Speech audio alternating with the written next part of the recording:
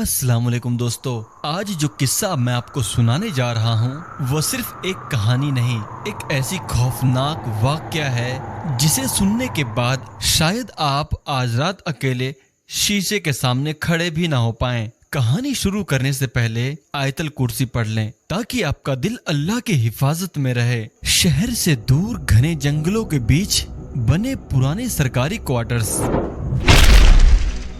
दिन में वीरान और रात को ऐसा सन्नाटा कि जैसे वहां कभी जिंदगी बसी ही ना हो। एक छोटा सा परिवार, पति पत्नी और 2 छोटे बच्चे। घर की हालात जर्जर थी, खिड़कियां टूटी हुई, दीवारें सीलन से भरी हुई। बीवी ने कहा, मुझे ये घर बहुत ही अजीब लग रहा है।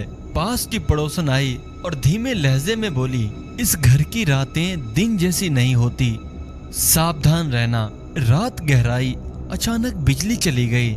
घर के अंदर अंधेरा और बाहर की हवा की सनसनाहट। तभी छत पर किसी की चलने की आहटें आती है और बच्चे डरकर माँ से लिपट गए। माँ बोली, आपने सुना? ऊपर कोई चल रहा है। पति गुस्से में, ये सब तुम्हारा वहम है। लेकिन उनकी आंखें भी डर से खिड़की की तरफ टिक गई जहां एक परछाई गुजरती हुई नजर आई। अगली शाम बीवी ड्रेसिंग टेबल के सामने बैठी थी, बाल संवार रही थी कि अचानक शीशे में उसका चेहरा बदल गया। जला हुआ, काला और डरावना। वो चीख पड़ी।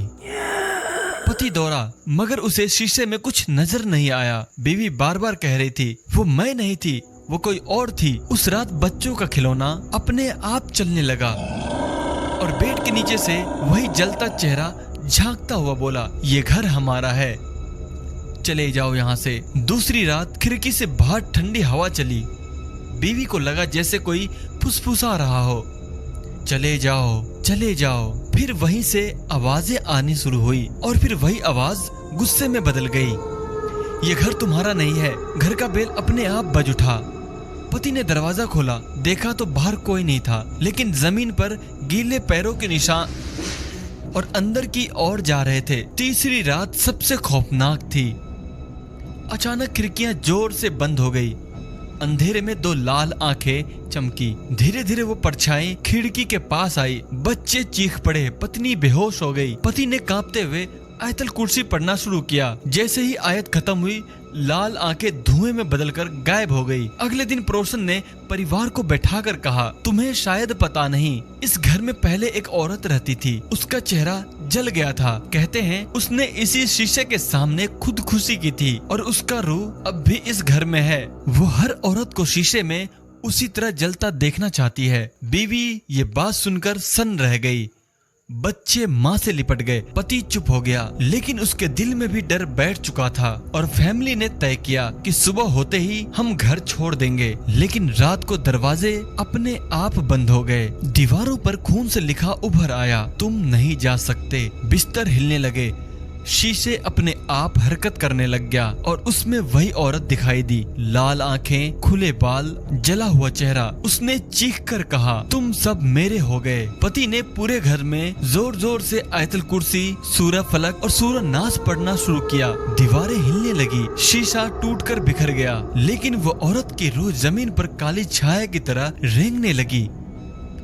उसकी चीख इतनी डरावनी थी कि खिड़कियां कांपने लगी। फिर अचानक सब खामोश हो गया। अगली सुबह पड़ोसन ने दरवाजा खटखटाया, कोई जवाब नहीं आया। लोगों ने मिलकर दरवाजा को तोड़ा। अंदर घर खाली था, न पति न पत्नी न बच्चे, सिर्फ टूटा हुआ शीशा पड़ा था और उस खून पर लिखा था, अब ये घर हमेशा मेरा हो गया। दोस्तों, ये कहानी यही खत्म होती है, लेकिन एक बात याद रखिएगा, कभी किसी पुराने घर में ना जाएं और आपके सामने शीशा हो तो जरा संभल कर देखिएगा। क्या पता उस शीशे में आपको सिर्फ अपना चेहरा ना दिखाई दे, बल्कि कोई और भी आपके पीछे खड़ा हो। अगर हमारी स्टोरी आपको अच्छी लगी हो तो हमारे चैनल को सब्सक्राइब करें और लाइक करें।